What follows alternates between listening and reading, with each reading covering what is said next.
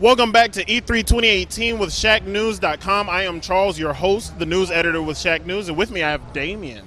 Hey.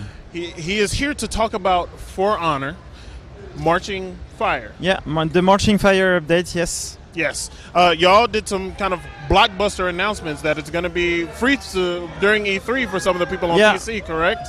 Yeah, you know, we did a lot of things on For Honor this past year. Improved a lot the game. Dedicated servers is here since a few months now. We did a lot of balancing on the heroes. We did some heroes rework. It's when we go through existing heroes, we change their moveset and things like that. We introduced a full new tutorial onboarding loop. Now you can practice in a safe environment too if you want to get better. So not only for newcomers, but for players who stick to For Honor. Yeah. So I'm definitely going to be in the practice room a good bit now. Exactly. But it's a good way when you want to come back to For Honor, for example. It's a great way to play back at your own rhythm before going back to PvP. And we were like, okay, we did so many things. Why not give it for free during 1 week during E3 so that people can check out what we've done on the game. You know, we did so many patches, more than 40 patches. We introduced new content. We have weekly content on the game since launch. Right. And we felt we were ready to expand the world with Marching Fire. Got it. So it's a lot of stuff to cover, a lot of stuff to dig into with the new expansion. So like going back to the when you debuted the dedicated servers. Yes. How was the reception then? Even before that, it seemed like the reception for the game in general was good. Yeah. It's a wonderful concept. I love the combat. You know, some people like to think of it as rock, paper, scissors, matchups, but it gets a bit more complex than that, right? With all the different character types and all. But how has the reception been since those new servers were added in? The reception has been amazing on For Honor. Even we had an amazing launch. Then, yes, we faced some connectivity issues on the 4v4 game modes mostly. And that's where we understood that we had to switch our online architecture. You know, it's not an easy task. It took us almost 8 months, so huge work. Yeah, huge work. It's not something you do usually. You know, we'll always compare that. It's almost like you were changing the engine of your car while driving it. You know, it's like it's as crazy as that. Okay, and we did the move. We did a first test of those servers at the end of the year. It went really well, and we released those in February, beginning of March for console. And the reception has been amazing. People love it. We had a lot of positivity on Reddit, things like that.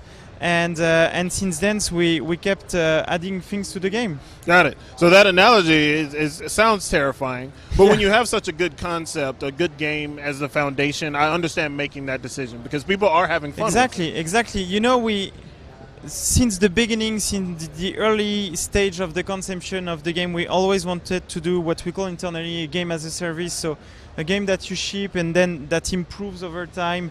For us, it's only the beginning, you know. And when we understood that we had to do that move, it was a big decision. We didn't know if Ubisoft would accept it because it's also a lot of money. It's a big budget. And then they were like, it was a no-brainer for everybody. They were like, yeah, do it.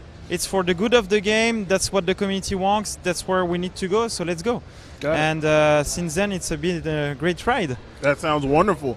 So you've got the dedicated servers. A lot of content coming in over time. But Marching Fire has a lot more new stuff contained all in it. So what do we have specifically coming in that DLC? So it's the biggest update we've ever done. We're introducing for the first time a new faction into the world of For Honor. For Honor, since its beginning, was about Viking, samurai, and knight fighting each other. Personally, use the samurai a good bit. I'm a samurai too.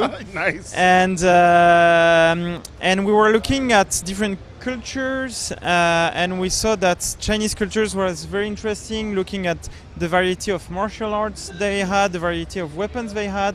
So it was really an easy choice for us to say, yes, we need to introduce those into the world of For Honor, so they will join the other faction. And then we have Breach, the biggest game mode we've ever done. I truly think it will become the new flagship and take the place of Dominion. Got it. It's an amazing game mode. How does Bridge work?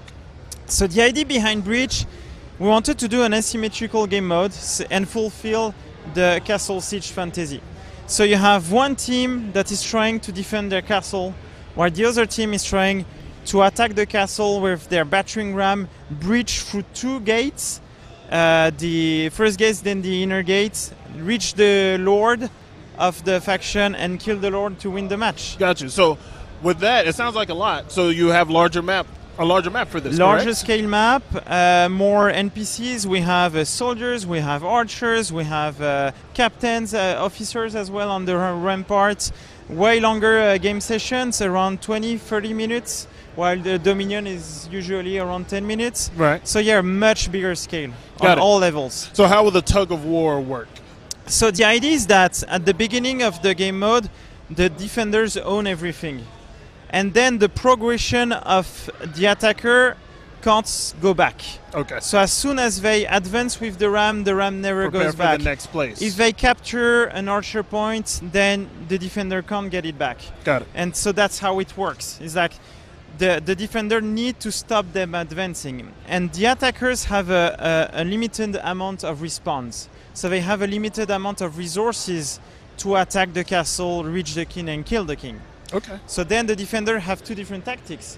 Either they destroy the ram so that they can't reach the king, or they deplete all the respawn tickets of the attacking team. Okay, that sounds absolutely wonderful. I love the objective-based stuff, having Yeah. that pull and push and working with a well-oiled team. Is it going to be 4 on each side in Yeah, this it's mode? 4v4. Then you have on top of that soldiers, officers, archers, lot of ingredients, ballistas, things that you can use like that. And it's also a game mode that is relying a lot on team play.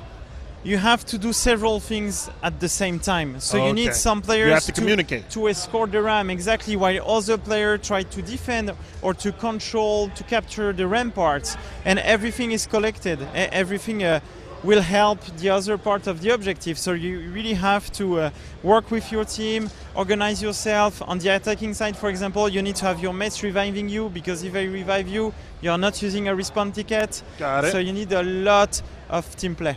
Okay, got it. So when can people get their hands on Marching Fire? So Marching Fire will be out 16 October